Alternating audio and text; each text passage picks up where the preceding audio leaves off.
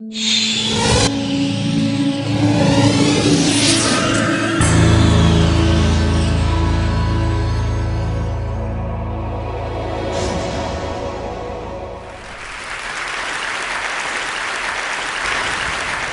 know what you're thinking. You think I've lost my way and somebody's going to come on the stage in a minute and guide me gently back to my feet.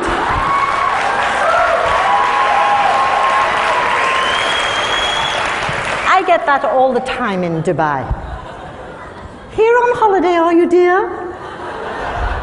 Come to visit the children? How long are you staying? Well, actually, I hope for a while longer yet. I have been living and teaching in the Gulf for over 30 years. And in that time, I have seen a lot of changes. Now, that statistic is quite shocking, and I want to talk to you today about language loss and the globalization of English. I want to tell you about my friend who was teaching English to adults in Abu Dhabi. And one fine day, she decided to take them into the garden to teach them some nature vocabulary. But it was she who ended up learning all the Arabic words for the local plants, as well as their uses, medicinal uses, cosmetics, cooking, herbal. How did those students get all that knowledge? Of course, from their grandparents and even their great-grandparents. It's not necessary to tell you how important it is to be able to communicate across generations. But sadly, today, languages are dying at an unprecedented rate. A language dies every 14 days. Now, at the same time, English is the undisputed global language. Could there be a connection? Well, I don't know. But I do know that I've seen a lot of changes. When I first came out to the Gulf, I came to Kuwait in the days when it was still a hardship post. Actually, not that long ago. That is a little bit too early. But nevertheless, I was recruited by the British Council along with about 25 other teachers, and we were the first non-Muslims to teach in the state schools there in Kuwait. We were brought to teach English because the government wanted to modernize the country and to empower the citizens through education. And of course, the UK benefited from some of that lovely oil wealth. Okay, now this is the major change that I've seen, how teaching English has morphed from being a mutually beneficial practice to becoming a massive international business that it is today. No longer just a foreign language on the school curriculum, and no longer the sole domain of Mother England. It has become a bandwagon for every English-speaking nation on earth. And why not?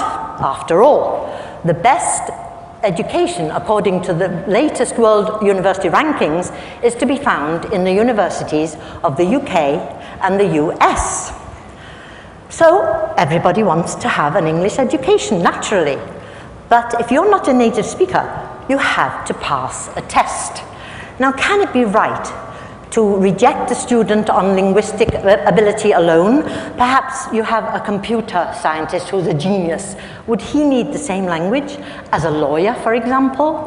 Well, I don't think so. We English teachers reject them all the time. We put a stop sign and we stop them in their tracks. They can't pursue their dream any longer till they get English. Now, let me put it this way. If I met a monolingual Dutch speaker who had the cure for cancer, would I stop him from entering my British university? I don't think so. But indeed, that is exactly what we do. We English teachers are the gatekeepers, and you have to satisfy us first that your English is good enough. Now, it can be dangerous to give too much power to a narrow segment of society. Maybe the barrier would be too universal. Okay. But I hear you say, what about the research? It's all in English. So the books are in English, the journals are in English. But that is a self-fulfilling prophecy. It feeds the English requirement, and so it goes on. I ask you, what happened to translation? If you think about the Islamic Golden Age, there was lots of translation then. They translated from Latin and Greek into Arabic, into Persian, and then it was translated on into the Germanic languages of Europe and the Romance languages, and so light shone upon the dark ages of Europe. Now, don't get me wrong, I am not against teaching English, all you English teachers out there. I love it that we have a global language. We need one today more than ever. But I am against using it as a barrier. Do we really want to end up with 600 languages and the main one being English or Chinese? We need more than that. Where do we draw the line? This system equates intelligence with a knowledge of English, which is quite arbitrary.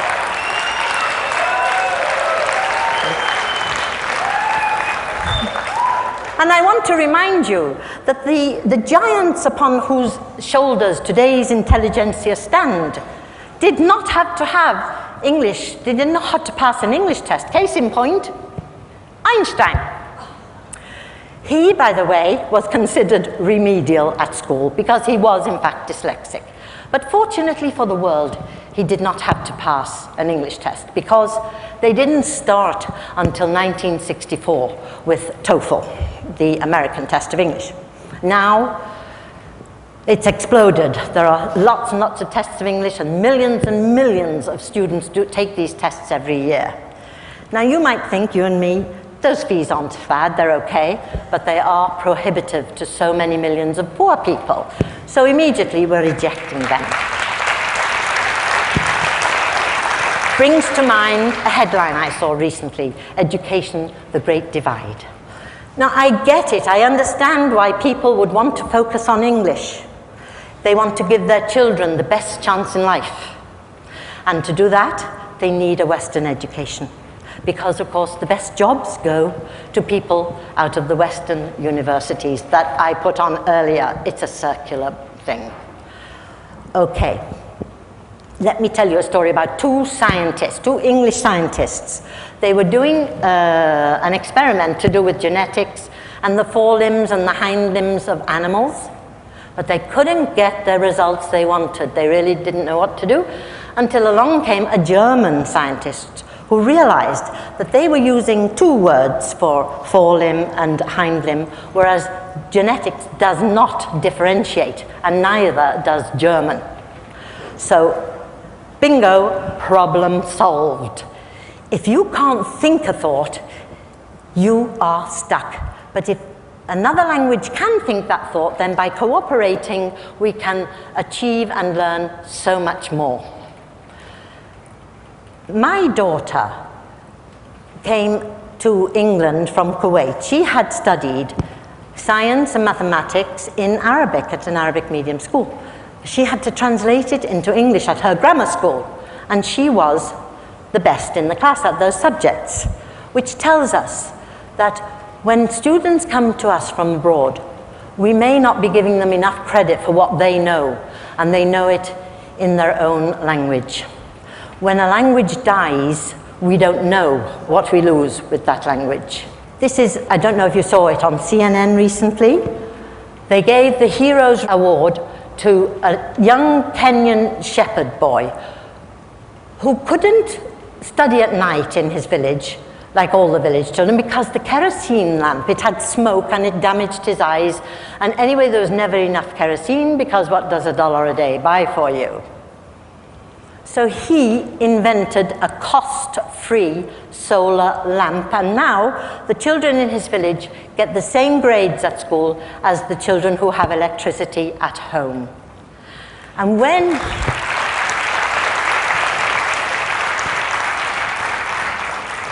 he received his award, he said these lovely words: "The children can lead Africa from what it is today, a dark continent, to a light continent." A simple idea, but it could have such far-reaching consequences. People who have no light, whether it's physical or metaphorical, cannot pass our exams, and we can never know what they know. Let us not keep them and ourselves in the dark. Let us celebrate diversity. Mind your language. Use it to spread great ideas.